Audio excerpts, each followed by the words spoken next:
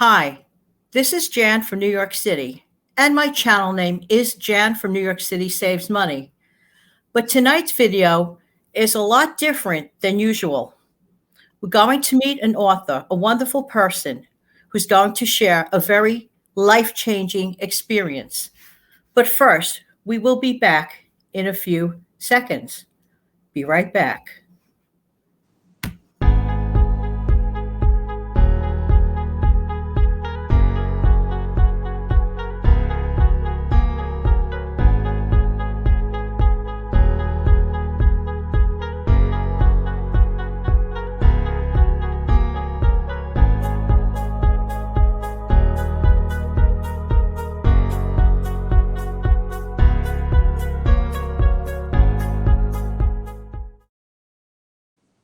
And we're going to bring Peter Curry on, and I hope I'm saying your name properly.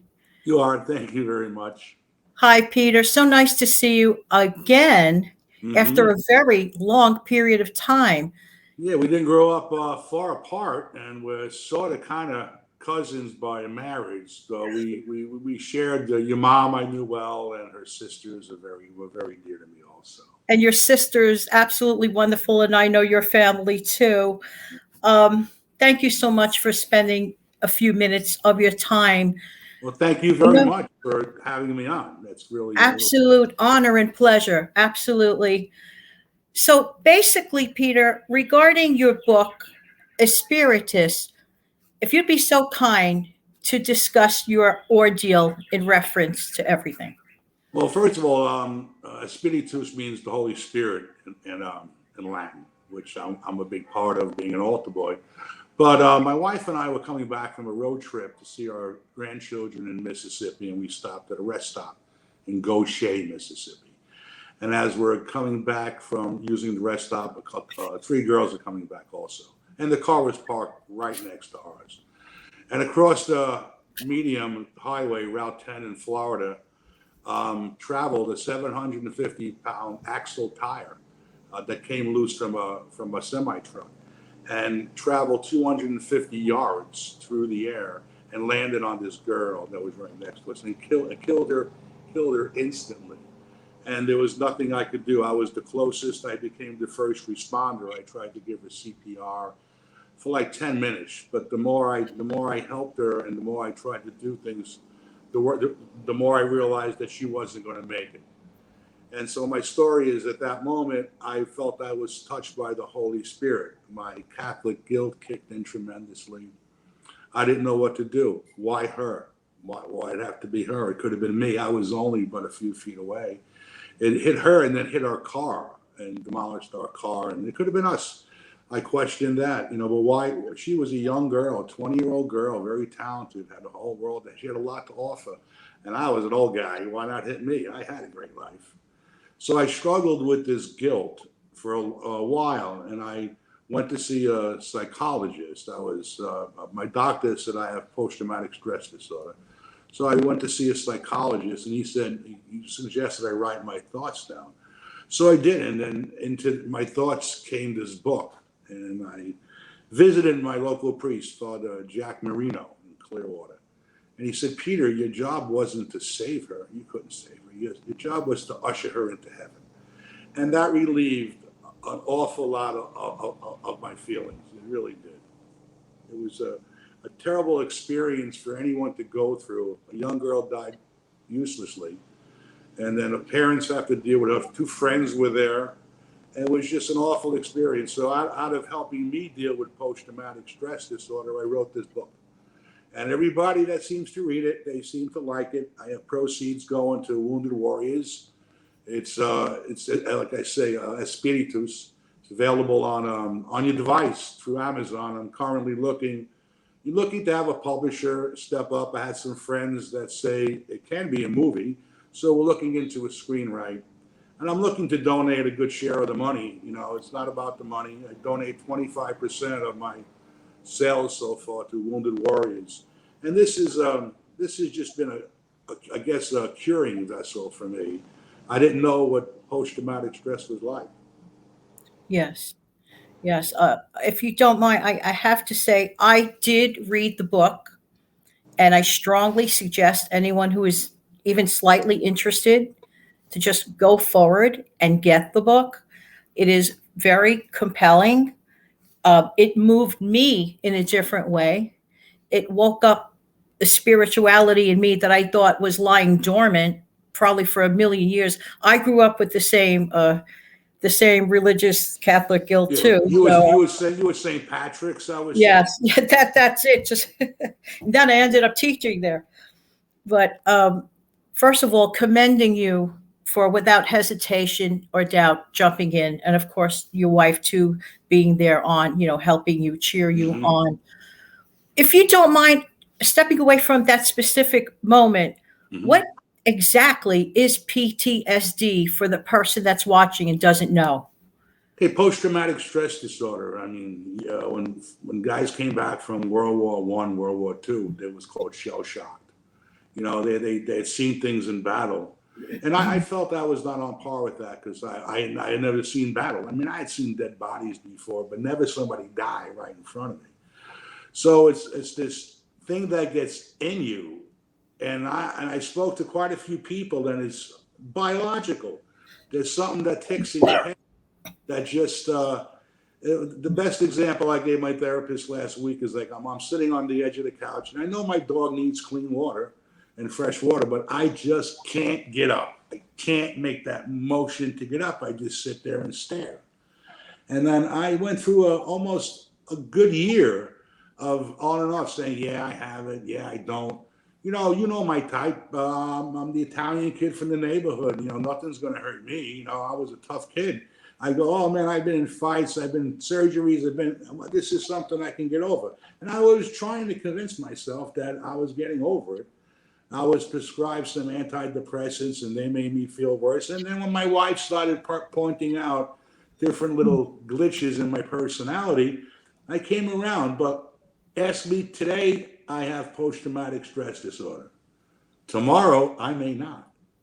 I Right. mean, it all depends upon the day. Today is just a little, I guess maybe the anticipation of having to talk about it with you, because that always gets me in the mood to Yeah. relive it. Every time I see an episode of someone giving someone CPR, I have to get up and walk away. I mean, there's something inside me, as strong as I think I may be. It's a biological and it's a physical thing. I mean, it just knocks you out. It tires you out. And that's why I never thought I got it, because I wasn't in the war. And now we got veterans coming back that are being in Vietnam era, from guys I knew and you knew coming back. They were denied it. And, it really exists. It's terrible, terrible disorder. Bless you. Mhm. Sorry, I have a little bit of allergic throat, everyone. So forgive me. Mhm. That's why I brought my trusty coffee. Well, good for you. I learned a lesson, Peter, that whatever I do, anything like this, I better keep something like that close by. Right. Excuse me. You are just so kind to come on here and discuss such, a situation. I don't know because I'm not thoroughly familiar at all with PTSD. So is this curable, or is this something that you just kind of like live with, one day good, one day bad? I don't think Prognosis. there's any curing it. Maybe lessening the effect, depending upon what you've gone through in your life. Like I've gone through this, people have gone through worse, and they've come out okay. I just read recently about Audie Murphy. He was the most decorated soldier in World War II. Small little guy, he won the Medal of Honor, Purple Heart, and I read his story. He had post-traumatic stress disorder for years after World War II, and nobody knew about it. So did what's his name? Jimmy Stewart from World War II. He was a pilot. You think about what a pilot does, dropping bombs everywhere. When he came back, he felt something. And if it wasn't for filming It's a Wonderful Life, he never would have realized what he had. You got to get on the outside and look at yourself from a different perspective. And it's hard to do for people. Like I see myself, I like to cook, I like to walk, I like to hike. I don't want to do anything. I want to eat. I want to just stay home, eat, have a glass of wine, go to bed, and just cash in another day. That's there's no cure. You could put it off. Time maybe heals it. There's definitely no closure, which is a word I can't stand. you lose somebody. I mean, the poor parents of this girl, Yes. Megan. I mean, how is there closure? How is there? Yeah. I mean, I she's dislike that word like you do. I dislike this word closure. I you don't got to think. deal. You just deal with it. It's like if you had a physical diabetes or heart condition, you live each day. You can either say, "I'm not going to live, and I want to die. I want to accept it and move on and do what I got to do." Exactly. Precisely. Mhm. Excuse me. You are, as you mentioned, a first responder when the accident occurred.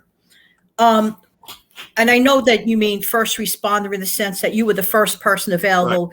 You didn't, need a choir of angels tap you on the shoulder to get there and do it. You just jumped in without hesitation. I don't know why I did it. I guess I was closest, and I've always felt myself, I was the guy that ran to the fire, not away. If somebody, this isn't the first time I've ran to help something. This is the most serious time. I mean, I just happened to be there, and how could I not? I'm a good Catholic. I mean, how could I not help? I mean, Right. that's my purpose, was to help her. I couldn't help her, but I ushered her into heaven. And by the first responder, only because I was there. I did take classes in CPR in a different life when my ex-wife and I were running a daycare center. I knew basically how to do it. I was a Boy Scout. I was a very good Boy Scout. Got my first aid merit badge. So it just happened. And then Doreen, my wife, is saying to me, "Staying Alive," the song, and that's the beat you give when you're doing chest compressions. And then Yeah. she's coaching me, and she's coaching me. I got 20 people standing around, and one or two people saying, "Well, why don't you do this? Or why don't you do that?" And I didn't have any time to really debate with anybody. Doreen says, "If you could do better, go do better." And it was like 15 minutes before somebody responded. I would Yeah. move, I would try to make her comfortable. I was just trying to make her friends comfortable. That was basically what I was trying to do. That absolutely. I mean, there just are no words for what you did. Are no words. How was I read the book and I, the alluded to going back again later on, but I don't want to give away too much of the book. Mhm. But in the immediate sense, like the first couple of days, like right after it happened, what was going through your mind those first couple of days? My car is screwed. It's 800 miles away. That was my Right, concern. My car. If she right, died, I had to deal with that. I really wasn't injured. I wasn't hit by anything. So I had to deal with myself like emotionally, and I just had recovered from hernia surgery, and that was beginning to bother me. So I had to deal with other issues, and I had to deal with my car, insurance company, getting to find a hotel for the night, renting a car the next day, driving it right, back from Mississippi to Tampa, then making the round trip again. Like, who wants to make that trip? And right. I'm forced to make that trip 3 times a year because my grandchildren are there. What am I going to do? So you just find a different way to drive there. Try not to think about it like that really works. You So know, basically, you learn a different way to live with this thing. I still want to go there one day. I haven't yet. It'll be 2.5 years, the site of the accident, because I remember vividly the bench and the garbage can and everything. I remember exactly, and I like to go there and definitely, say a prayer. Yes. In memory of this girl. I mean, her life, she never knew what hit her. When they say you don't know what hit you, this poor little girl didn't know what hit her. And when I was reading that point in the book where you were mentioning to confront going back there, I felt as if I was there or anyone reading the book because you're Mm-hmm. just so compelled to the story that you just felt the way the emotions were transmitted through the book to the reader. It's just absolutely incredible. This Well, this needs to be really something. This needs to be a movie to get people to understand these kind of situations and how life, changing it could be for so many. it's totally fiction except for the one page when I describe the accident is based on that incident, and then I have characters. They're all fictitious, come in and out, and I deal with my issues of my life growing up with my issues with racism, and various things. My issues with belief. So I examine myself through all these characters. I mean, the priest in it, he's Cuban. My hero, Luther's a black guy. I mean, I have everybody running in and out, and they all start off bad, and they all get touched by the Spirit. That's the whole thread through the story. Like all these lives become intertwined, and they all meet at the end. And it's all because of the grace of God. Their performances at times of disaster is what made me feel good. I wasn't the only one to go through this. People have gone through worse. So my character sort of go through this. And it's like I say, it's been helpful. It's been helpful to write it. I literally, when I started reading the book, and I haven't really read, I'm not going to lie, read a book in quite a long time. I usually read, if I ever read a book, it's usually a self-help book. Okay. Right. But your book, I literally sat there up until almost the end, but then, I had other commitments that day and it forced me away from the book. But I kept thinking about the book. And then the very next day, I swallowed up the remainder of the book. I have never done that. Never. Everyone who's read it, I have friends in California. They go, you got to get a screenwriter. I have a friend that makes movies, my friend Frankie. He's going to try to get something going. I have my other friend in Jersey. He knows a few people. Everybody knows somebody. What I need is a screenwriter, basically, or a publisher. Because if you get it published, it has a better chance of people reading it, or somebody willing to take a chance. I don't know that part of, movies, publishing, writing. I'm not a writer. The only writing I ever did, I'm a wine guy. I did a lot of food and wine writing, but that was more technical, scientific. And I tried to be funny, but how funny can you get with wine and steak? I did just finish another article on where I grew up on Thompson Street, short story. So I'm just continuing my writing. And then for my book, I wrote there's I think 6 more characters and three more parts. More what's going on. I have all the apostles appear. I just I went overboard a little bit, and I just keep on writing because it feels good and it helps. Absolutely. What a way to honor the young lady. It was a way to honor her because you mentioned about her love of art and her history. And I'm assuming those were all, that is not fictional, that aspect of it. This is what she loved. That's totally true. In fact, the artwork on the cover of the book, like I say, it's only available on your device on Amazon. But the cover of the book was drawn by my daughter Janelle, and it's a dove with a leaf in its mouth. I thought that was her going into heaven. And she had drawn a piece like that. I did look into her artwork, and she did a piece. She liked the birds flying. I think, well, that was her soul. I put on the cover, right. Just the Holy Spirit was taken into heaven. Right. And then Jan, then I get into heaven and hell. And let me tell you, yes, not nice place. Yes, very touching. I mean, it just makes you think. This book makes you think. And every once in a while, it's so good to reassess our own spirituality. And in this case, the situation pushed it forward to come out. And now others can think as well.